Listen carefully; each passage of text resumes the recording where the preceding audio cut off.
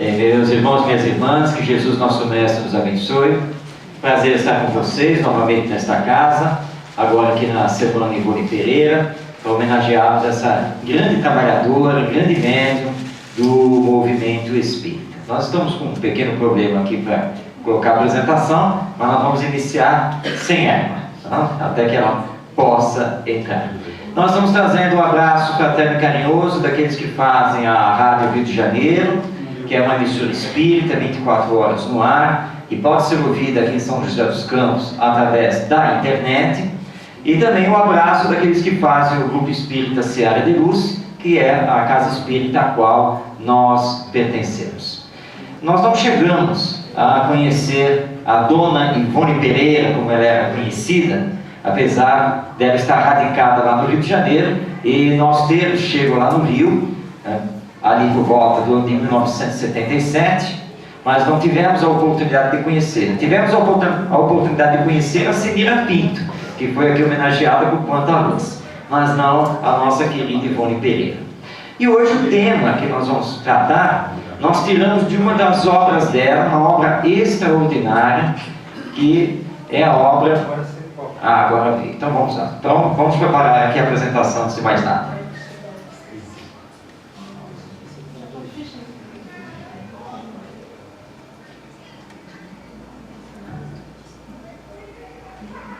Nada melhor do que tecnologia. História. Não é?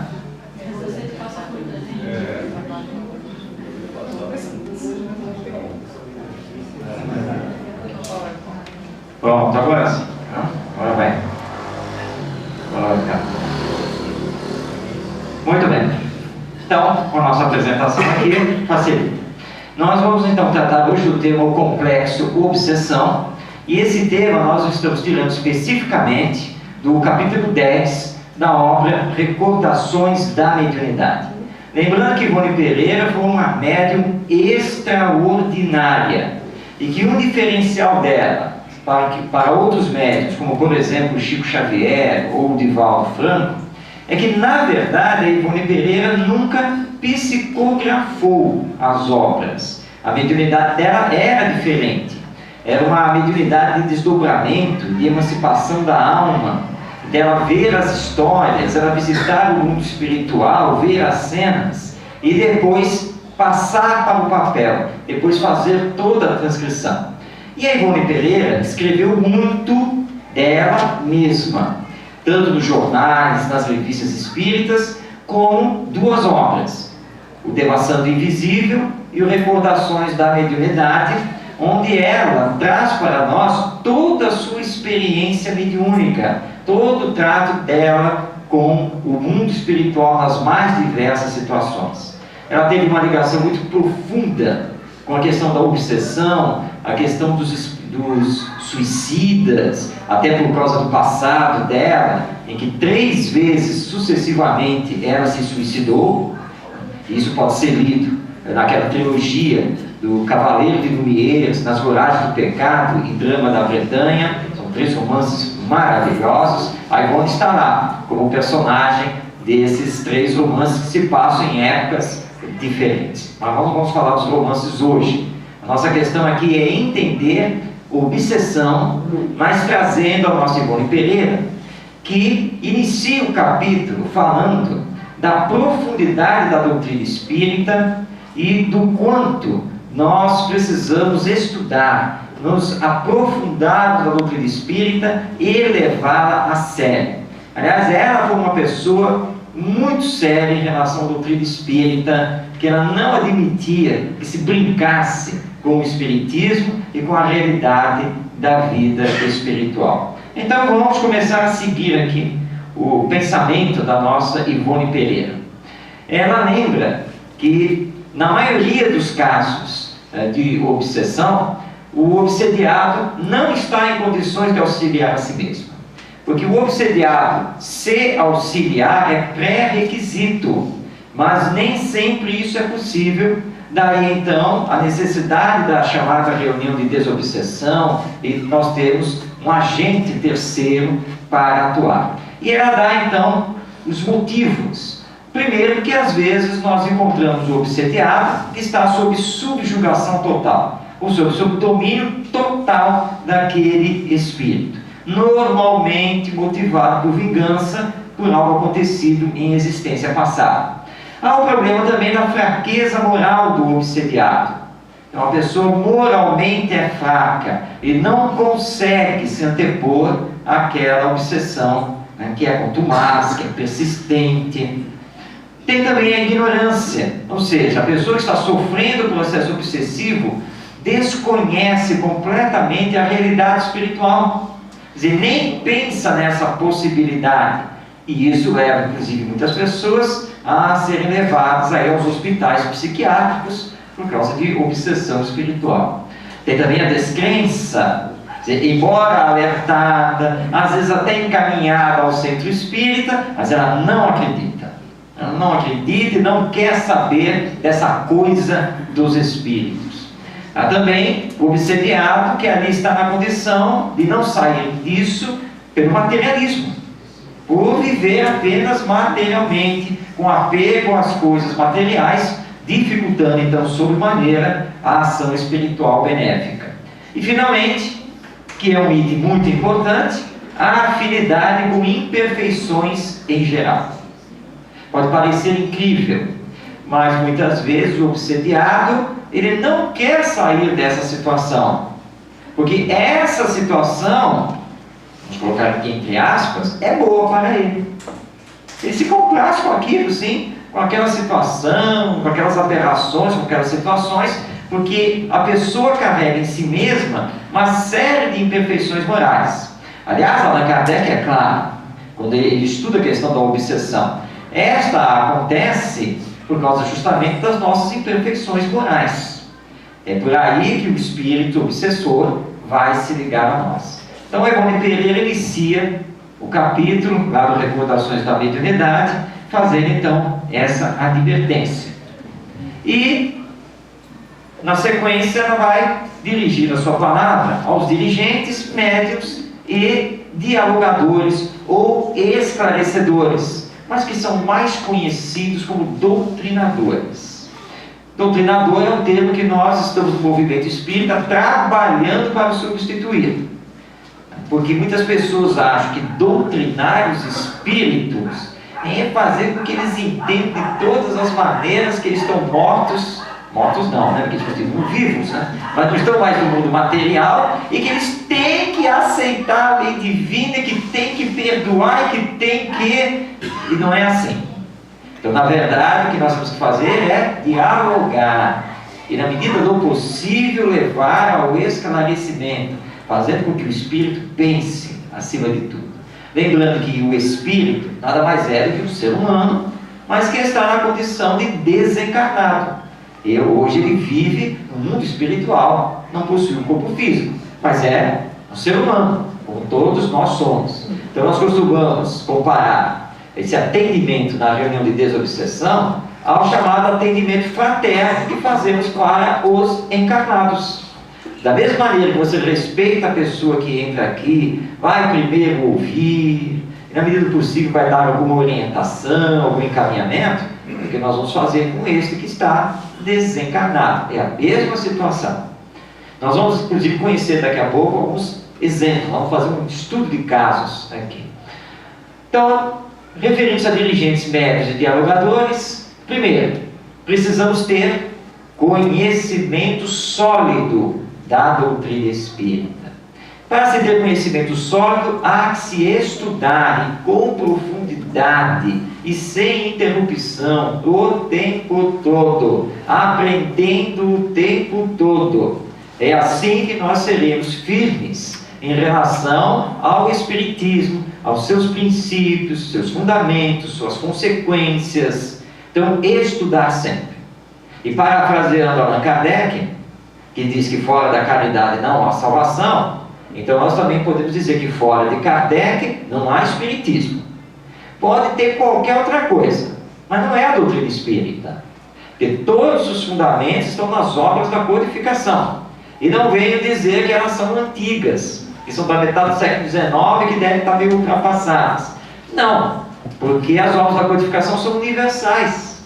Elas foram escritas pelos espíritos superiores, em conjunto com Kardec, que é um espírito superior também. E até hoje, ninguém conseguiu mostrar nenhum tipo de erro nas obras da codificação. Então, a base de tudo. Então, é estudar Kardec o tempo todo para conhecer, cada vez com maior profundidade, a doutrina espírita. Dedicação ilimitada ao trabalho.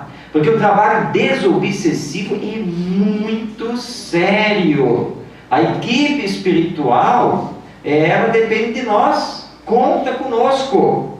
Então, nós podemos dizer que aquele dia e horário da reunião de desobsessão é sagrado para os trabalhadores dessa reunião.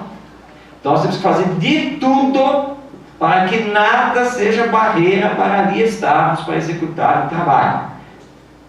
Porque não é fácil realizar.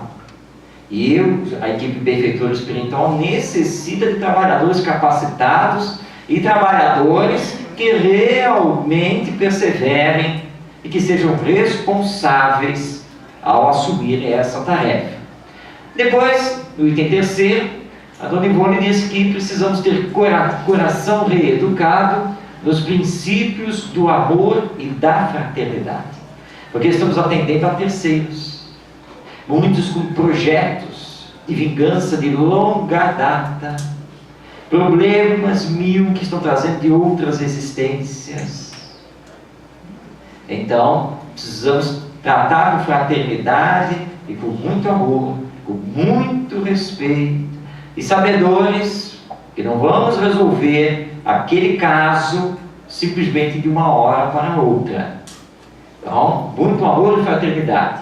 Também ela nos pede equilíbrio moral autêntico. Porque, como explica Allan Kardec, a nossa ascendência sobre o espírito obsessor, ela só pode acontecer do ponto de vista moral. E ele vai pegar os seus pontos fracos, ou pelo menos ele vai tentar.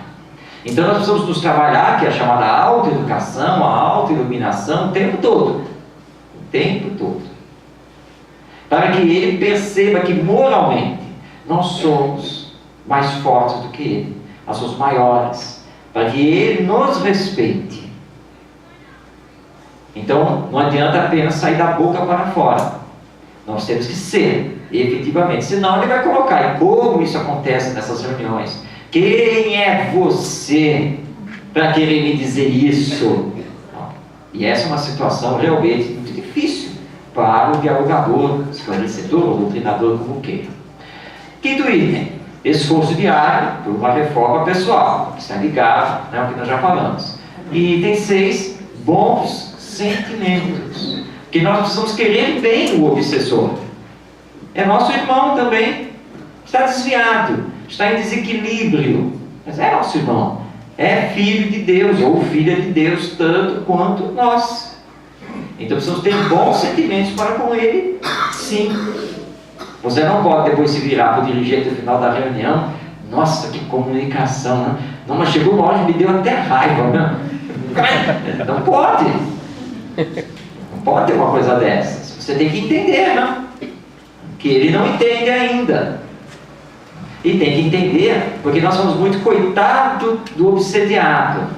Sim, mas o obsediado de hoje, que é vítima, normalmente no passado foi o algoz. Foi aquele que promoveu a situação toda, que gerou a mágoa, o remorso, o ódio e o desejo de vingança desse que agora é o obsessor. Então nós temos que nos compadecer dele também, que ainda não entendeu a lei divina e acha que tem que fazer a justiça pelas próprias mãos. Então são recomendações muito importantes a todos os que trabalham na reunião de desobsessão. Ela ainda fala sobre o obsessor e nos diz que nem sempre ele é verdadeiramente mau. Porque às vezes nós classificamos o obsessor como uma pessoa má. Mas será mesmo? Nem sempre. Nós vamos ver um caso aqui, que é estudado pela própria Ivone Pereira, em que nós vamos descobrir que é um obsessor bonzinho. Ele só é mal para aquele que ele quer vitimizar. Mas para os demais, não. Porque ele não tem nada a ver com as outras pessoas, não estão ligados ao passado dele. Ele até confessa para Ivone no diálogo, né, que se ela pedir que ele a ajude em relação às outras pessoas, pode contar com ele. Mas em relação àquele, aí não. Então ele não era verdadeiramente mau. Mas é claro que existem aqueles que têm a malvadez efetiva. Por isso a segunda afirmação dela. De muitos obsessores, nós podemos transformá-los em amigos. Esse ao qual me referi, que nós vamos ver o caso dele daqui a pouco, ele ajudou inclusive a dona Ivone Pereira quando ela passou uma fase ruim. Ele continuava obsediando lá o outro, mas ajudou a Ivone Pereira. E vai se tornar amigo dela. Quando ele finalmente lá desista da obsessão, ele se torna um grande amigo dela. Acompanha a Ivone nas preces diárias. Ele começa a se transformar e vira amigo. Então isso pode acontecer. Então nós temos que entender isso. Aqueles com os quais nós estamos dialogando e procurando esclarecer e levar para o caminho do bem, pode se transformar naqueles que vão depois, inclusive, nos auxiliar por gratidão.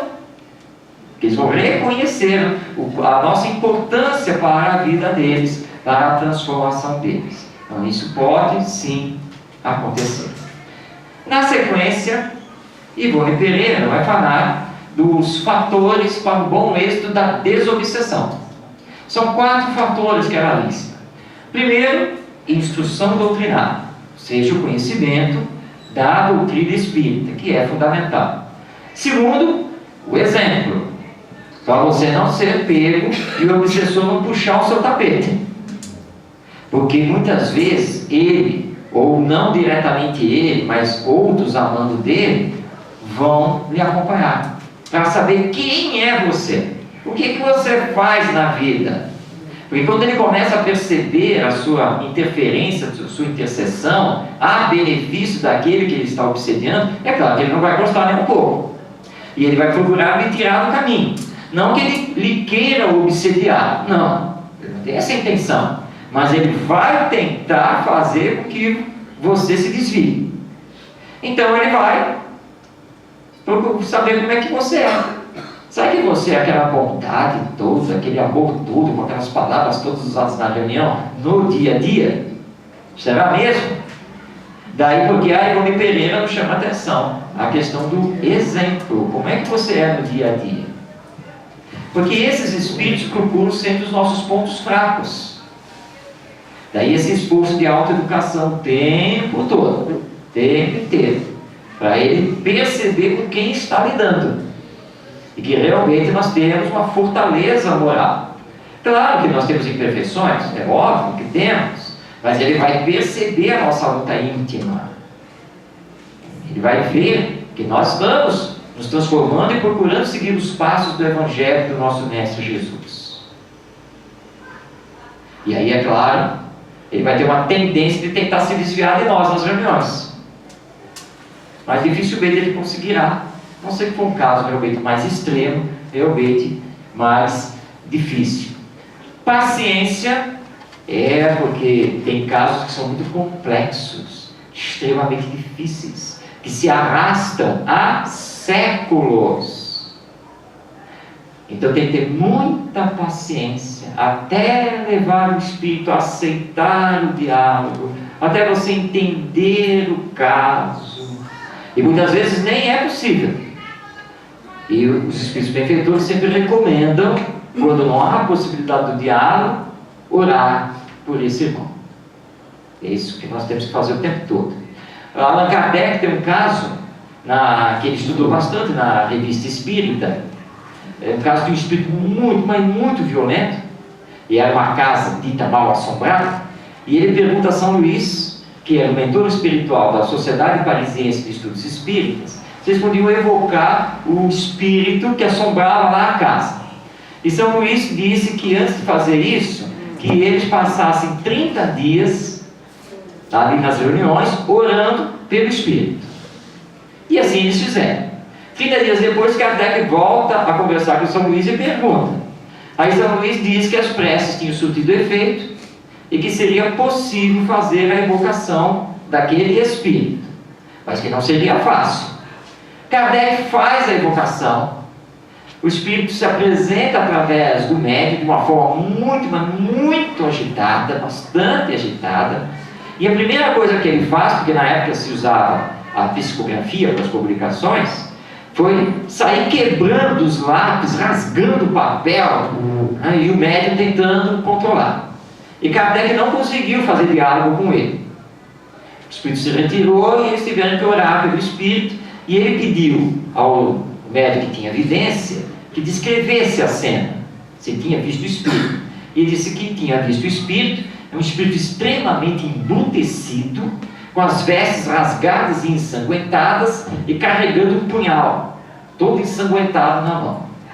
E o médico que recebeu o espírito disse que realmente tinha sido muito difícil controlar. Não, depois houve uma segunda evocação, e aí foi aquela sequência, e depois de várias evocações, muitas preces e tentativas de diálogo, com garranchos, quebrando ponta de lápis e tal, Kardec conseguiu fazer com que o espírito escrevesse a palavra Deus no papel. E aí São Luís interrompeu essas evocações, dizendo então que parassem, porque esse espírito não tinha condições, mas que todo o trabalho que Kardec tinha feito havia sido benéfico a ele, mas que isso era um caso de longo curso, e que eles não poderiam resolver ali na reunião. Nós temos que ter consciência desse tipo de situação, portanto tem que ter paciência e tem que ter muito amor para envolver em boas vibrações esse espírito. E aí ela então nos diz aqui o seguinte: não julguemos que qualquer entidade endurecida no erro possa converter-se e arrepender-se rapidamente sob a magia de nossa doutrinação durante uma ou duas reuniões.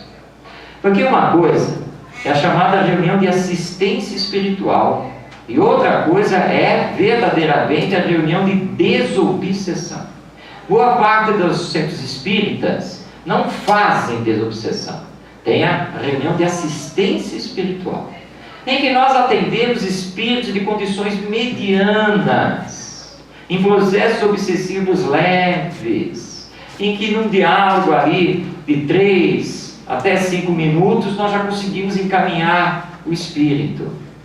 Agora, numa reunião de desobsessão, os casos são complexos, e você precisa evocar esse espírito e recebê-lo durante várias e várias reuniões, em situações de diálogo muito difícil, que tem que orar muito, não é nada fácil. E nem sempre os casos são resolvidos, é uma ilusão achar que nós vamos resolver todos os casos. Muitos espíritos só precisam estar ali conosco durante um determinado tempo, ouvir alguma palavra, receber lá a nossa oração, e aí vai ser encaminhado, porque o processo vai continuar no mundo espiritual, e muitos só terão um bom encaminhamento quando houver a reencarnação deles. E vai ter necessidade de reencarnar, é uma reencarnação expiatória, para se desligar daquele a quem ele odeia, para depois voltarmos ao processo do mundo espiritual. Então não nos iludamos. Ivone Pereira é muito claro em relação a isso, sem ilusão. Nós não fazemos mágica na chamada doutrinação. Nós estamos ali para tentar orientar, para tentar despertar, mas lembrando que existem situações extremamente delicadas, difíceis e complexas, ainda mais quando o obsediado continua mentalmente a sua ligação com o obsessor, que esse é um problema seríssimo. Ou seja, o obsediado não luta para melhorar e se desligar daquele que o obsedia. Daí porque o trabalho precisa ser conjunto. Nós vamos trabalhar na desobsessão, aquele que está no mundo espiritual, mas precisamos trabalhar o que está encarnado, levando ao tratamento espiritual, a assistir às palestras, a receber o passe, o tratamento da água frutificada, para que ele comece a trabalhar consigo mesmo para se evangelizar. E aí sim, Aí nós teremos uma possibilidade melhor. Na sequência, a Ivone Pereira vai passar a palavra a Allan Kardec. Ela foi uma grande estudiosa e ela faz para nós uma síntese lá no capítulo 28, item 81 do Evangelho segundo o Espiritismo. E aí, vocês já se assustaram, né? Evangelho segundo o Espiritismo? Não. Obsessão estudada lá no Livro dos Médiuns, né? Tem um capítulo sobre obsessão.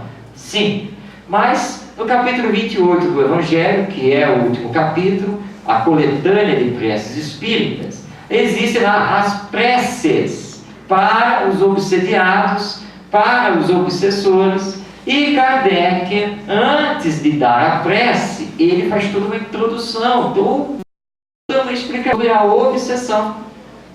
E Ivone Pereira vai se basear nesse item para nos trazer essa síntese. Vamos conhecer. Item 1. Então agora são palavras de Kardec. Nos casos de obsessão grave, o obsidiado se acha envolvido e impregnado de um fluido pernicioso que neutraliza a ação dos fluidos salutares. É por isso que muitas vezes o passe não surte efeito e o obsediado continua do mesmíssimo jeito. É porque o obsessor o envolve através dos fluidos do seu magnetismo, que claro, é desequilibrado, pernicioso, e provoca um bloqueio para a nossa ação fluídica benéfica. Há um caso, por exemplo, no livro Obreiros da Vida Eterna, do André Luiz, em que o instrutor espiritual, em pleno hospital, tentando desligar o companheiro lá do corpo, que já está ali para desencarnar, mas o companheiro mentalmente se dizia: eu não quero morrer, eu não posso morrer, eu não vou morrer. Ele aplica o passe e o André Luiz, atônito, vê as energias do instrutor espiritual baterem e voltarem, o tempo todo. E até que o instrutor desiste. Não há condições. Não há. Ele está tão apego à matéria, ele cristalizou a ideia, que é chamada ideia fixa, de não morrer, de não largar o corpo, que nós não vamos conseguir, não temos o que fazer. Leio depois lá o Obreiros da Vida Eterna. Então é isso que acontece. Então, é necessário que se atue sobre o ser inteligente. Ao que importa se possa falar com autoridade, que só existe onde há superioridade moral. Ou seja, nós precisamos então dialogar com ele. Que ele é o ser inteligente, é a individualidade. Ele pensa, ele está agindo no mundo espiritual e com conhecimento de causa.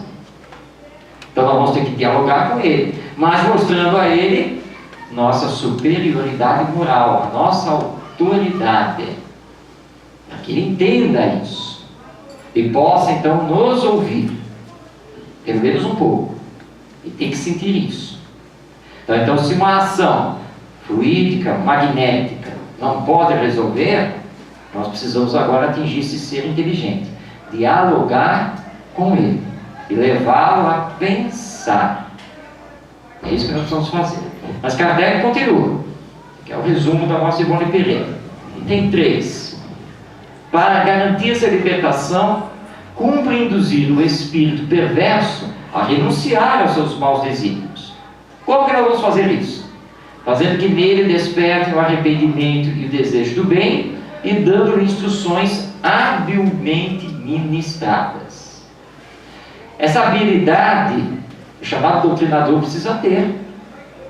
Não adianta você chegar para ele e dizer assim: meu irmão, mas você tem que entender que há uma lei maior, e que Deus, que Deus coisa o quê? Que irmão, ele tem que pagar o que fez comigo. E eu não estou promovendo vingança coisa nenhuma, eu estou fazendo justiça. Então você tem que ser hábil agora para conversar com ele. Ele é inteligente, ele tem contra-argumentos. E ele vai também: cadê esse Deus? Cadê esse Deus? Tá? Se ele existisse, como é que ia permitir que acontecesse o que aconteceu comigo lá na outra encarnação? Ele tem conhecimento. E agora você tem que dialogar com ele. Se você não tiver uma boa estrutura doutrinária, você não consegue levar adiante esse diálogo. Porque você não pode titubear. Mas tem que fazê-lo pensar. Para entender que no fundo ele está assim, fazendo justiça com as próprias mãos. E que ele está se igualando com o outro. Se ele reclama que o outro fez isso com ele, o que ele está fazendo agora com ele? Não é a mesma coisa? E aí você vai indo nesse diálogo fraterno, sempre com muito respeito a ele, com argumentos sólidos, para fazer com que ele, pouco a pouco, entenda que o que está fazendo é contrário à lei divina, o está prejudicando. Certa vez, num diálogo, espírito muito renitente, e aí então, aí você faz o apelo ao amor. Olha só, meu irmão, olhe para você. Como é que você está, hein? Qual é o seu estado? Você gostaria que aqueles que lhe amam chegassem aqui agora e vissem você no estado em que você está? Qual foi a primeira resposta dele? Ninguém me ama. Não existe alguém que me ame. Ah, você não pode falar isso? Você sabe que teve várias existências. E nessas várias existências você sempre teve uma mãe. E numa dessas existências você teve a mãe que lhe amou. Não teve? Não fale dela. Bom, opa, pegou o ponto. Pegou o ponto. Ah, então você teve. Ah, mas eu não sei mais nada. E eu não quero falar sobre isso. Não, vamos conversar sim. Que o amor de mãe, aí você vai. Começa a falar do amor de mãe, que não sei o quê. Ai, não, mas acontece, porque eu não posso desistir do que eu estou fazendo, porque o que ele fez comigo, mas o que ele fez com você foi no passado. Passado é aquilo que passou. O hoje é o tempo para construir novas coisas. Você não gostaria de que a sua mãe estivesse aqui? Não pode me ver do jeito que eu estou. E por que será que você está desse jeito? Ah, eu não sei.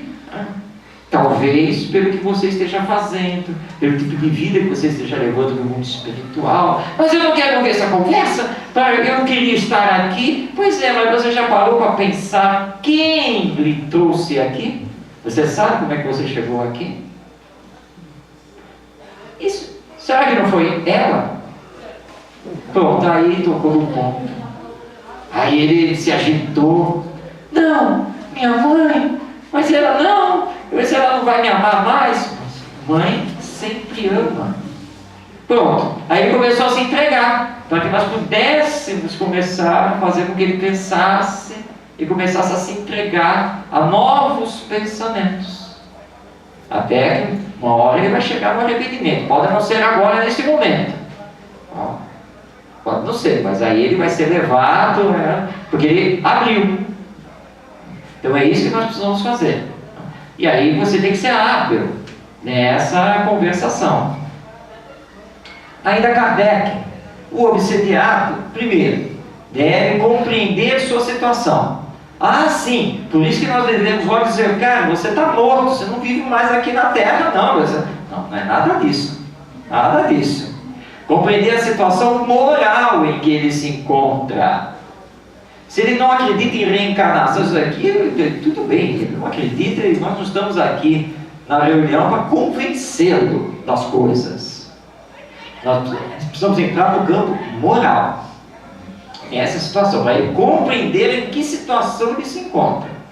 Segundo, prestar o concurso de sua vontade. Ou seja, levá-lo a entender que se ele acionar a sua própria força de vontade, ele não precisa se vingar de ninguém. Ele pode sair dessa situação em que ele se encontra. Ele pode ir para os benfeitores espirituais. Pode viver muito bem, sem nenhum tipo de sofrimento. Nós temos que levá-lo a isso. E finalmente, claro, fazer com que ele chegue ao uso da prece. É muito importante isso. A prece tem que sair do coração. Não é fácil, porque o obsediado, sob a influência negativa do outro, não é nada fácil ele conseguir orar com fé, com sentimento. mas nós precisamos insistir com ele, e todas as vezes que ele estiver lá no centro espírita, ou que nós fomos visitá-lo, fazer com que ele ore. O tempo todo, você precisa orar, você tem que orar. O Pai Nosso, ou seja, que oração for, que palavras você utiliza, mas você precisa orar. Ore não apenas por você, e rogando a Deus que lhe auxilie, mas ore por ele. Também, seja lá quem ele for, e seja lá o que for que tenha acontecido no passado. E quando você orar, peça sempre perdão a ele. E que você está aqui agora com novas disposições, que você quer acertar, que você quer superar isso que aconteceu lá no passado. Então tem que se esforçar em orar, o tempo todo se esforçando em orar, porque aí aciona a força de vontade, passa a entender a sua situação e passa a colaborar para a solução desse processo. Não é simples fazer isso, não. Não é simples. Nós já tivemos um caso de um centro espírita, e que uma senhora que sofria um processo de obsessão. Todas as vezes que ela chegava, realmente era uma situação muito constrangedora, porque ela se deixava levar para aquela influência, atrapalhava a atividade da casa. Aí vieram pedir a nossa opinião, o que fazer, porque haviam 2 grupos dentro da casa discutindo o que fazer. Claro, já tinham levado o caso para a desobsessão, mas como não estava dando ainda a solução, então eles tinham que pensar no seguinte: ou impedir que ela entrasse, então colocar 2 pessoas bem fortes lá na porta. Chegou, não, a senhora não pode entrar, para não atrapalhar as atividades da casa. Ou, se ela começasse a fazer escândalo, que era a opinião do outro grupo, para evitar esse constrangimento, né, os próprios trabalhadores da casa terem que impedir ela de entrar, pedir para a polícia colocar os policiais lá fora. Pois é, mas isso não é uma piada, realmente aconteceu. E aí nós demos uma terceira opção, nenhuma dessas, vamos para uma outra opção: fecha o centro espírita. Porque o centro espírita existe para atender. E claro, os que estão em desequilíbrio, antes de mais nada, Jesus foi muito claro, né? Os bons não precisam de médicos, mas os doentes. Olha, nós vamos impedir que a pessoa que está com problema obsessivo entre no centro espírita?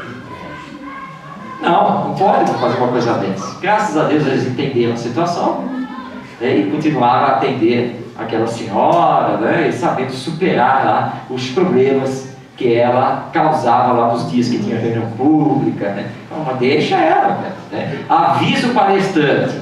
Vai chegar uma hora que vai ter confusão lá no fundo do salão, ele já fica previamente avisado, tá?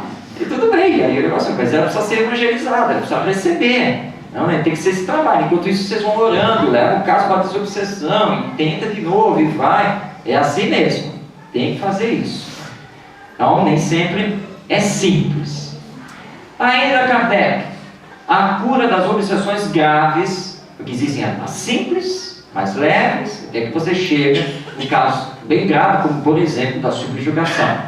Então, requer muita paciência, perseverança, devotamento, tato e habilidade, a fim de encaminhar para o bem espíritos muitas vezes perversos, endurecidos e astuciosos. Que esse é o nosso trabalho, tentar levá-los para o campo do bem. Então, vamos nos armar e tudo isso, paciência, perseverança, ou seja, sempre acreditar, devotamento. Então, você vai se devotar àquele caso, você vai estudar o caso, vai conversar com os mentores espirituais, vai pedir instruções, tem que ter isso. Tato, ou seja, a maneira de falar, o como falar, que às vezes você está diante de um espírito muito poderoso a nível espiritual. Ele conhece, ele estudou, ele conhece as técnicas obsessivas, ele conhece toda a realidade do mundo espiritual, ele sabe muito bem o que está fazendo, sabe onde está e o que você quer. Então você tem que ter tato para conversar com ele. E não é para ficar fazendo um torneio, um jogo de conhecimentos disso, não é para fazer isso. Muitas vezes eles vêm nos ameaçando, nos acusando. Aí você não pode se desequilibrar, você tem que ficar bem tranquilo. Deixa ele falar, deixa ele fazer todas as ameaças que ele quiser. E você, com toda a tranquilidade, volta a conversar com ele. Olha, eu vou lhe pedir, por favor, para que você aproveite este momento, para que nós possamos conversar um pouco. Não adianta você ficar fazendo essas ameaças. Nós todos aqui estamos aqui no bem, querendo o seu bem. Porque você não sabe quem eu sou. Você não tem a ideia do que eu posso fazer por você. Vocês pensam que estão protegidos. Estão nada. Tanto que eu estou aqui. Ninguém conseguiu me barrar. E eu entrei. Isso é ilusão dele. É ilusão. Porque na verdade ele só está lá dentro. E se apresentando através do mérito por permissão da equipe espiritual benfeitora. E ele está sob controle. É que ele não percebe isso. Mas como você estuda, você sabe. Então você não tem que tremer ali na cadeira nesse momento. Eu falo, olha meu irmão, eu vou lhe solicitar novamente que você, por favor, deixe as ameaças de lado, para que nós possamos conversar um pouco, vamos aproveitar esse momento, né? Vamos ver a situação. E aí você vai tentando e mostrando para ele que ele não consegue, através das ameaças, me intimidar. Aí você mostra um certo conhecimento sobre a realidade espiritual, para mostrar para ele, não, você está conversando com quem conhece também, tá? Também está conversando. Mas por que continuar assim? Tudo bem, num primeiro momento ele é capaz de se retirar e interromper o diálogo. Mas tudo bem, nós vamos orar por ele e vamos aguardar a semana que vem. E vamos rogar que ele se apresente novamente. E vamos tentar novamente o diálogo. E assim nós vamos indo. Até conseguirmos encaminhá-lo para o campo do bem. Dentro das nossas possibilidades. Até onde nós pudermos caminhar dentro desse campo. Muito bem. Vamos ao estudo de casos trazidos pela Ivone Pereira. Ela ainda traz nesse capítulo 10 do Recordações da Mediunidade, uma comunicação espiritual do Dr. Bezerra de Menezes. Mas nós deliberamos pular o que o Bezerra de Menezes fala, porque é meio complexo, e nós levaríamos um seminário, não daria para fazer uma palestra. Então nós resolvemos deixar o Bezerra de Menezes, com toda a licença dele, de lado hoje, para irmos direto a alguns casos que a Ivone Pereira apresenta. Casos esses que ela atendeu. Caso 1 não tem o nome do espírito, então nós estamos chamando de obsessor a amigo, que é aquele que nós já tínhamos citado aqui. Vamos chamá-lo de espírito X. Ele admitia atitudes amáveis para outrem, para outro, que não o seu adversário. E era sincero, declarando que a este não abandonaria. É muito interessante ver o diálogo. Porque ele realmente não se mostra perverso, ele não é mau. Ele tem um caso com aquele e não abre mão, tá? Agora, com os outros, ele não tem nada contra ninguém. Ele diz para a Ivone que se ela, nas orações dela, solicitasse que ele até ajudasse os outros, ele faria. De coração, sem nenhum problema. Mas pedir para largar outro, isso, não.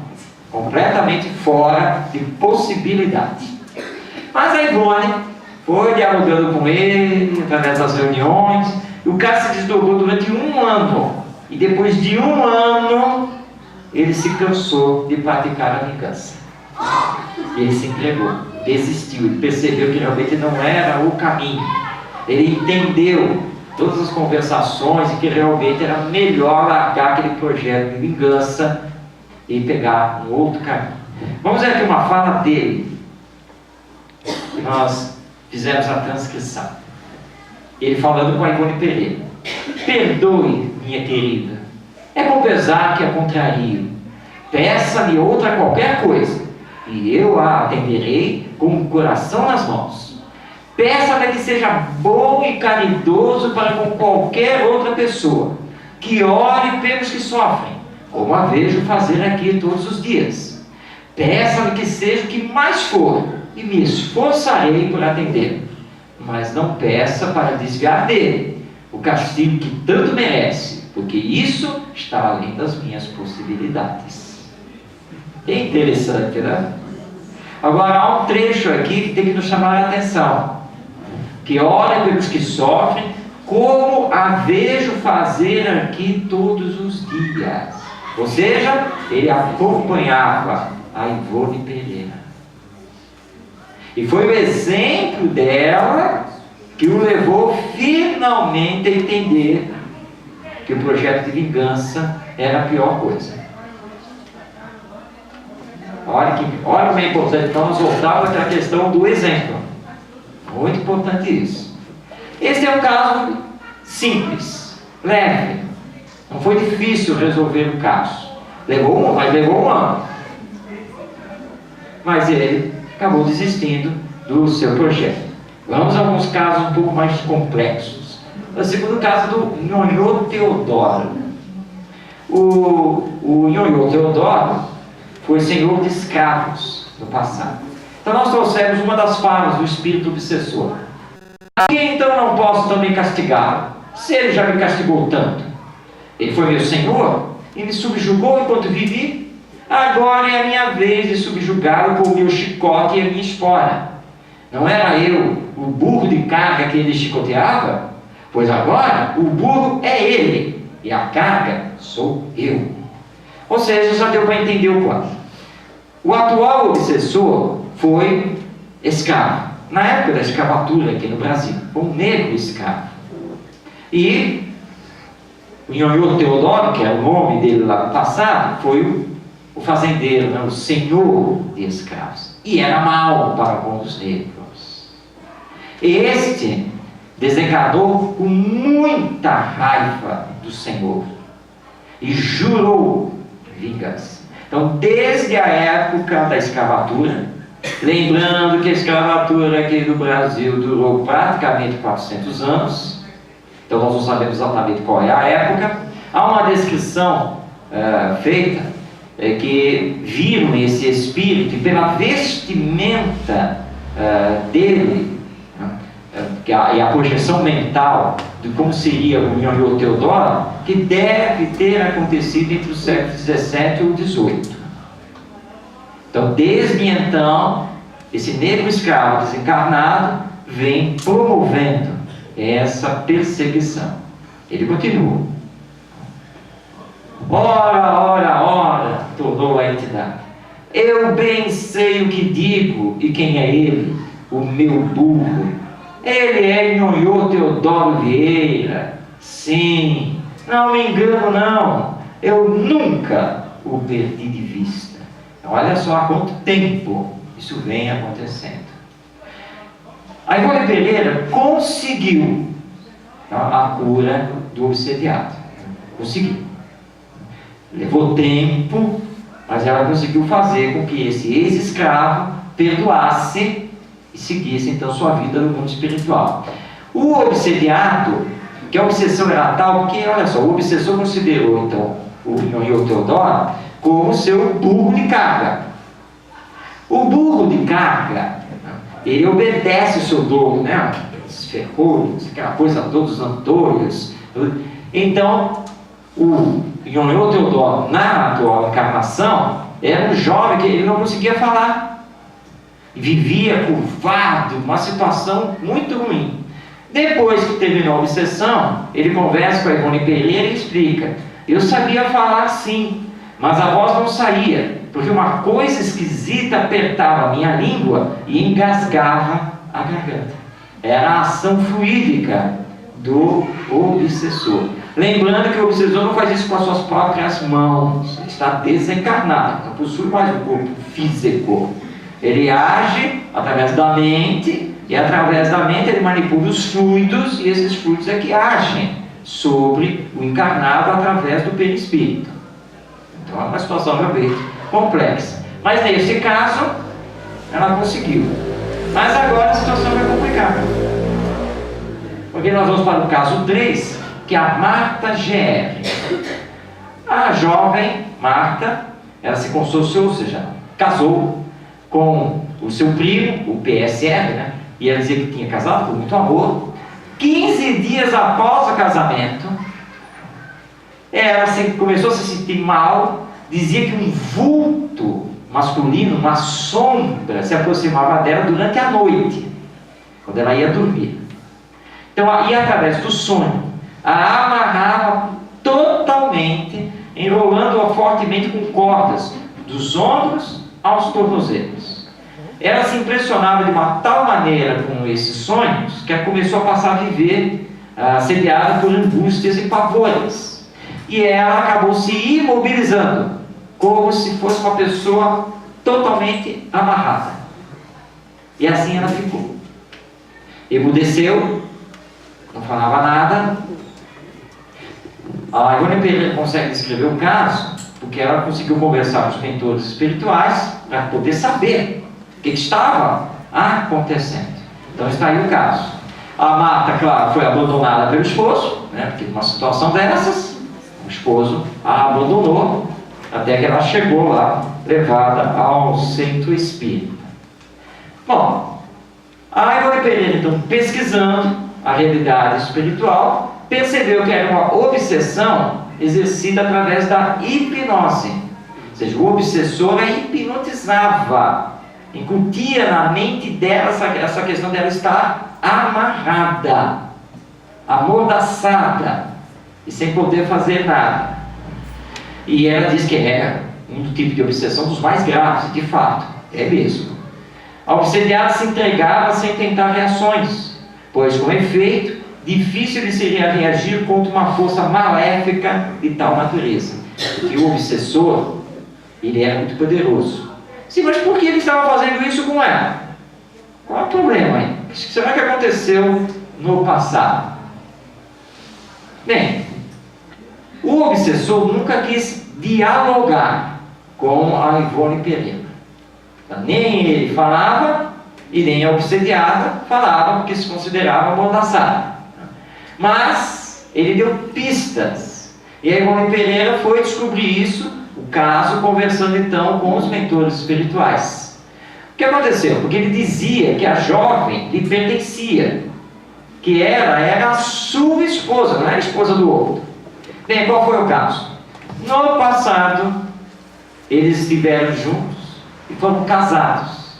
Mas ela cometeu o adultério, teve um caso fora do casamento, e que ele descobriu. Ele matou o outro e jurou vingança sobre ela, e que ela seria sempre dele. A coisa rolou no mundo espiritual, até que veio a bênção da reencarnação para ela, e foi feito um acordo no mundo espiritual. Ele aceitou que ela reencarnasse, desde que ela jurasse que seria sempre dele. E ela jurou que seria sempre dele. Mas ela reencarnou, né? Nova personalidade, uma nova condição, e se encaminhou naturalmente para se envolver com alguém e casar. E ele considerou isso um novo adultério. E aí acabou tudo. E daí ele falou: bom, então, se você não me respeita, eu vou fazer você respeitar, porque você jurou que seria minha, e você acaba de se entregar para outro de novo. E aí ele começou o processo obsessivo, para que ela ficasse presa a ele.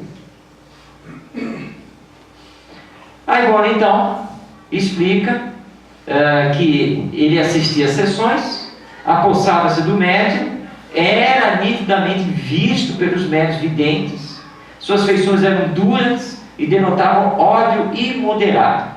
Nada houve que o convencesse a nos dirigir a palavra, e sugestionava a enferma para que, como ele, se tornasse muda e nada dissesse a respeito do caso. Será que a Ivone Pereira conseguiu resolver esse caso? Só lendo o Recordações da Medicina. É para que vocês saiam daqui querendo saber o que será que aconteceu, como será que foi isso daí. Não vou contar o final da história, tá? Tivemos um problema técnico e perdemos o último capítulo. Vocês vão ter que recorrer à fonte original, porque agora nós vamos ver o caso 4, o do Padre J. Olha só que caso. Um jovem padre, 32 anos, bem querido por todo mês, professor de latim e português, uns sermões belíssimos. Um dia, sem mais nem menos, celebrando a missa, está lá na igreja, fazendo a missa, de repente, ele abandonou o altar, saiu correndo, foi para fora da igreja, voltou para a casa dele, atravessou a casa, foi para o quintal no fundo, que era um quintal ainda de terra, pegou lá uma enxada e começou a cavar. E começou a gritar e a dizer que lá embaixo tinha um tesouro. E assim ele começou a cavocar o quintal, dia após dia. A mãe considerou que ele tinha enlouquecido. Vai para médico, vai para psiquiatra, ninguém resolvia o caso, e ele tentava cavar em tudo quanto era lugar, e se machucando, não vivia mais, não se alimentava mais. Bom, foi internado num hospital psiquiátrico. Foi isso que aconteceu. Até que o caso chegou lá no centro espírita com a nossa Ivone Pereira. Muito bem, internado no hospital, que ele não parava, mas lá no hospital ele tentava cavar na laje, nas pedras, na parede, era o tempo todo assim. Só sossegava quando davam para ele um monte de pedras, porque aí ele ficava lá contando as pedras, recolocando as pedras e ficando gritando lá que era um tesouro, tesouro. Era o tempo todo assim. O perseguidor, nosso obsessor, se apresentou sem nenhum problema na reunião mediúnica. Mas aquele mesmo problema, não falava. Ele se apresentava, era visto pelos videntes, se apresentava até pelo médium, na chamada incorporação, mas a Ivone tentava conversar com ele, tentava dialogar com ele, puxava alguma coisa dele, e ele se recusava terminantemente a dialogar. Bom, e agora? O que fazer? Até que finalmente ele falou. Olha aqui a fala dele. Vocês são os nécios, e eu os desprezo. Não compreenderam ainda que o Sr. Padre J é o mais feliz dos mortais? Ele possui agora o que sempre ambicionou desde os tempos passados. Façam-o crer que vive em cavernas de ouro, de diamantes, de esmeraldas, de rubis, e que tudo lhe pertence, como se lhe foram rajadas 1001 noites. Outrora, ele nos obrigava ao trabalho forçado da enxada. Agora, ele é meu, pertence-me, como outrora eu lhe pertenci. Segundo a descrição dos médiuns videntes e também dos guias espirituais, esse episódio aconteceu na era do ouro das Minas Gerais, neste nosso Brasil. O obsessor foi escravo naquelas minerações, e o atual Padre J era o Senhor, extremamente mau. E naquela época, realmente, as descrições que nós temos, a situação era muito ruim, realmente. Os escravos eram mortos, mãos decepadas, sem mais nem menos, por qualquer tipo de desconfiança que estivesse roubando ouro. Então ele, desde a sua desencarnação, vem fazendo a vingança. E levou o Padre J à loucura. Total. Neste caso, a Ivone Pereira, todos os companheiros da Casa Espírita foram impotentes para tentar resolver. Porque o obsessor levou o Padre J à morte. Naquela sua loucura. Ele resistiu alguns anos e depois veio a falecer. Porque é um caso muito complexo, que vem se arrastando desde 1600 e pouco, e vem vindo. E esse espírito mostrou bastante inteligência, né? E também utilizando a hipnose, fazendo que o culpado só visse em tudo ouro, diamantes, fortunas, essas coisas todas, até enlouquecer completamente, porque era a sede que ele tinha naquela época e que no fundo ele continua a carregar, porque esse espírito só conseguiu projetar isso na mente do padre porque o atual padre ainda tem isso nele. Ele não superou, ele não venceu a si mesmo nessa questão. Daí porque ele conseguiu e projetou essa vingança. Claro que agora vem uma pergunta: por que Deus permite que isso aconteça? Estava querendo fazer desde o começo a pergunta, né? Por quê? Os bons espíritos não intervêm? Claro que sim, claro. Mas não é uma questão que Deus permite ou deixa de permitir. Há uma lei que tem que ser cumprida, que é a lei divina. E essa lei divina é a lei de causa e efeito, ou lei de consequências. Não há como nos subtrair desse processo, porque somos culpados. Nós mesmos fizemos.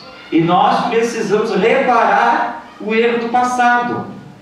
Para reparar o erro do passado, é preciso se arrepender do que fez. É preciso lutar por essa reparação, pedir perdão àquele que não conseguiu ainda vencer isso, que carrega o ódio e o projeto de vingança. Então, é a nossa expiação nesta encarnação.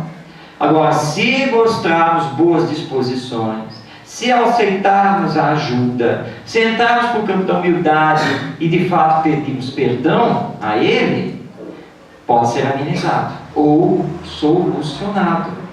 Pode-se chegar a isso, sim. Mas quantas e quantas vezes nós atendemos as pessoas dentro do centro espírita, nós tentamos explicar as situações, damos as orientações e tudo isso é rechaçado, não é aceito. Só complica. Porque o obsessor está acompanhando. Ele está vendo, miserável. Querendo fingir que ficou bonzinho. E não é bonzinho coisa nenhuma. Você vai ver. Vai ver o que vai acontecer com você. Os instrutores espirituais, o anjo da guarda, desse que está sofrendo obsessão, estão atuando. Mas respeitam o livre-arbítrio de ambas as partes. Podem chegar simplesmente, interferir, afastar, não pode fazer isso, porque eles estão ligados magneticamente, e essa ligação magnética tem que ser rompida, ou por um ou por outro. Daí a desobsessão, onde nós, encarnados, estamos atuando a benefício dos dois, tentando justamente romper essa ligação magnética que vem se arrastando desde o passado. Então está acontecendo? Tem que acontecer, não tem outro jeito.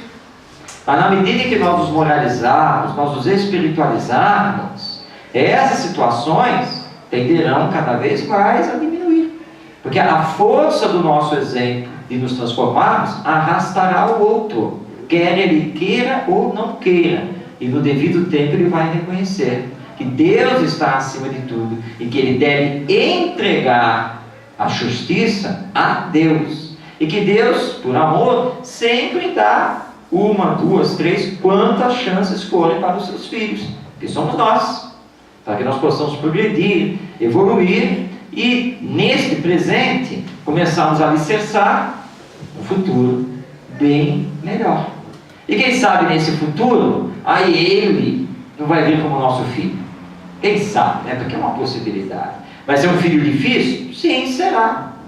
Mas agora a nossa missão é protegê-lo, é orientá-lo, é educá-lo. Coisa que nós não fizemos no passado, porque consideramos que ele era um burro de carga, que ele não valia nada.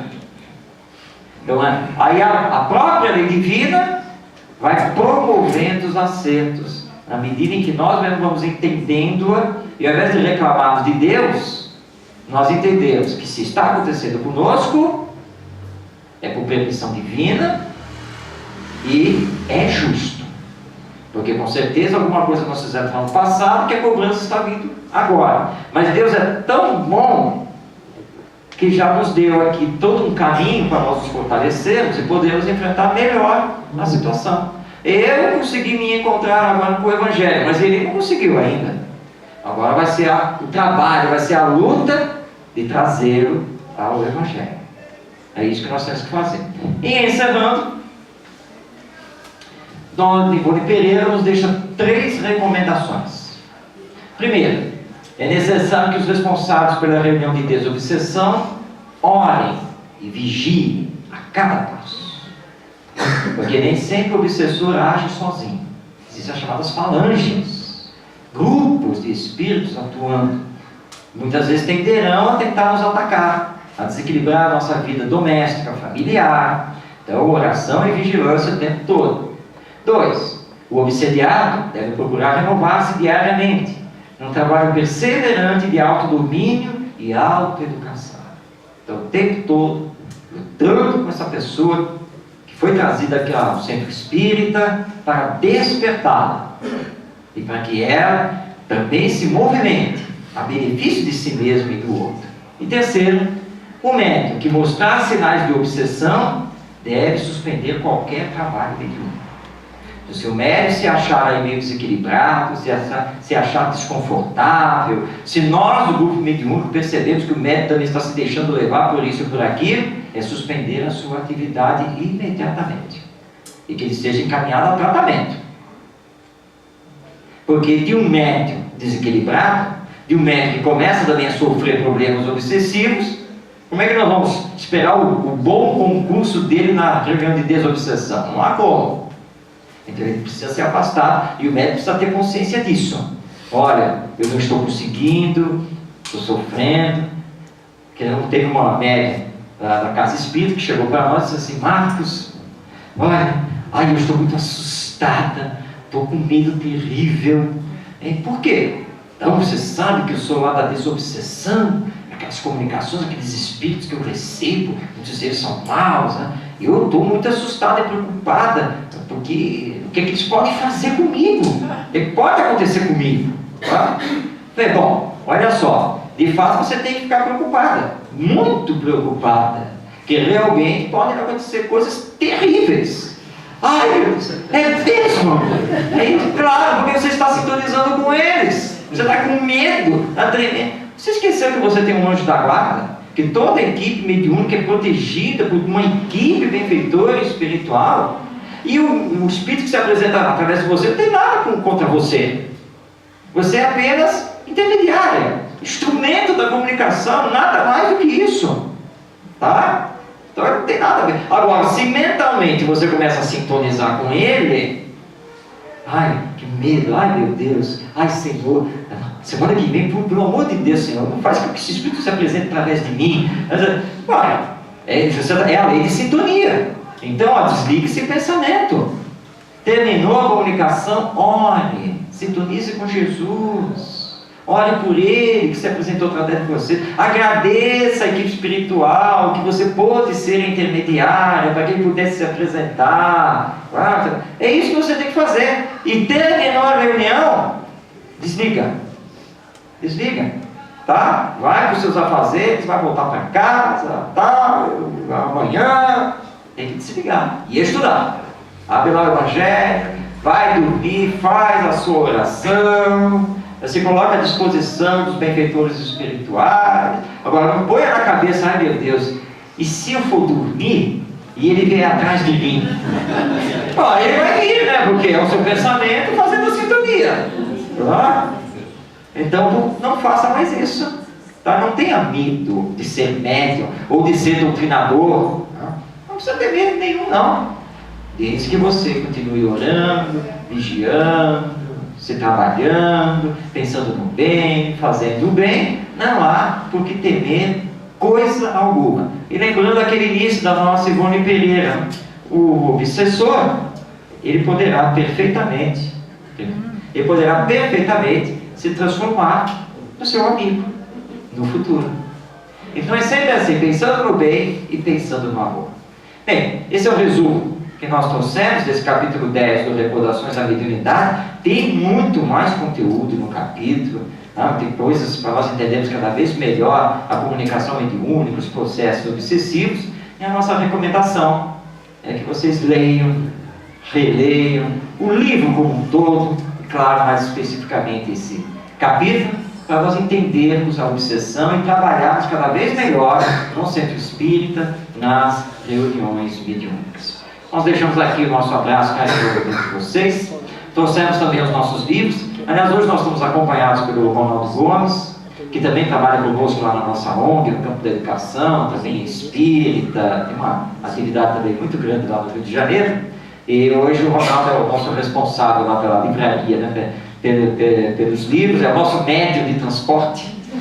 Importante, eu tenho que elogiar, porque senão ele me deixa aqui e volta para o Rio sozinho, sabe? Fazer os elogios aqui, tá? E lembrando que a venda dos livros ampara o trabalho que nós realizamos pelo Instituto Brasileiro de Educação Oral, o IBEM, que é uma ONG que trabalha no campo da educação, e também ampara lá, faz a sustentação do nosso grupo espírita Seara de Deus. Muito obrigado por essa oportunidade e que Deus os abençoe.